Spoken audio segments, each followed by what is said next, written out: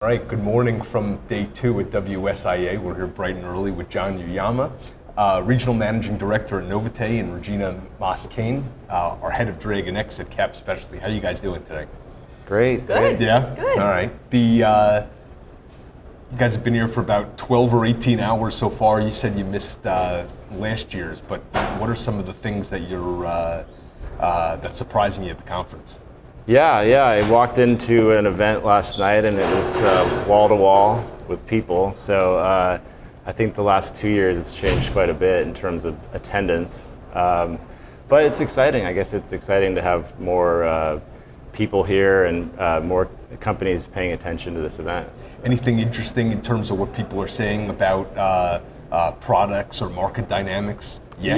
Yeah. So far I've just heard, some things are going away and some things are new and kind of in the hopper right now. So I haven't had a conversation with anyone saying, okay, we've got this new thing, it's happening right now. But there's a lot of new, interesting ideas, I'd say, around the country. So You don't have to be specific, but what's going away?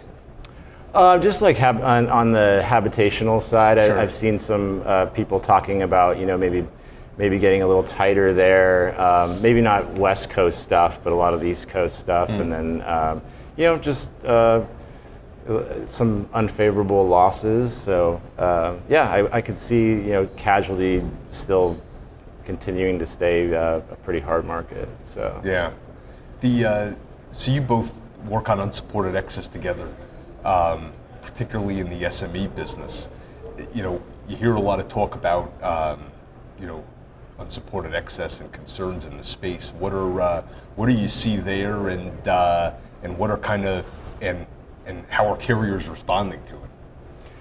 So I think with unsupported has become a lot more the norm, I guess, than it was maybe 10 years ago. Whereas it was more supported then? A lot of supported has gone away. LRO, HAB markets, even construction used to be people throwing out higher limits on their own. And I guess that there's an ebb and flow to that. Some people will come in for a couple of years and go away, but sure. Unsupported has definitely been more consistently just always in the game. So I think people are a lot more comfortable with it, especially the agents that we're used to selling, 25 million limits with a package market, and now they're getting, a tower built for them of 5x5 and trying to get as high as they can. So it's definitely become more of Is 5 as far as people are going? We do a lot of 10. Yeah. I would say 10 is probably the highest that we're successful on. There's a lot of people that ask for up to 25 limits, but I try to just do indications on that because I feel like I'm more meant in terms of carrier capacity. Carrier capacity. No, I don't see anybody on the unsupported side doing more than 5. Yeah. Sometimes if you get over X10, you'll see somebody try to pick up 10. Mm-hmm. But anything in the primary is always going to be a 5. So Is it different? Getting to what you all work on. Is it different in the small business, or how is it different in the small business? In terms of is it a different market dynamic? Is the business brokered the same way? Is it is it automated? Is it platform? Are you mostly doing it broker driven? Sure, yeah. I think, it depends on class of business, sure. But I would say, with the SME stuff, it's pretty much going to be, coming through us, either going to brokerage markets or going to online platforms like Cap, Dragon X, and there's only a few options that are, I wouldn't compare them exactly to you guys, but there's really only a few options in terms of sure. platform access. So a lot of agents are used to it. I also haven't seen anything that's fully automated to retail agents. Sure. Everything's really coming through us. And a lot of stuff coming out of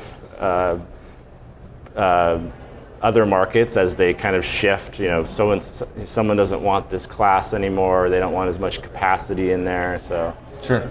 I think we're also seeing too with some of the primary carriers where they maybe were offering umbrella or excess with their primary that they're no longer covering that 5 mil. A lot of them are dropping down to a 1, 2, or 3 mil, and Sure. then we're being asked to come in to satisfy the additional that they need to get up to that 5 again. So that's becoming a little bit more Right.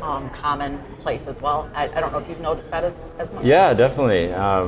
I guess it's an ever-changing market, but I feel like if in the excess side, if we're going anywhere, it's getting tighter. And you'll see like a lot more unsupported, and even with the platforms, it's like there's a lot of classes where we have to go brokerage, and you have to set expectations for Sure. that stuff. Because I would say one of the biggest things about having an excess platform is the speed to market, just being Yeah. able to get things out in front of people, and then kind of showing a comparison of, okay, we can go this route, or we can go to a heavy brokerage market if you are willing to wait a week, and we That's might. what it is? Can be, yeah, because you can just tell these guys are bombarded with submissions. I mean, I have a few excess brokerage guys that I've been working with forever, and it's still, even with a phone call, it's still a few days because they're just slammed, I think. So.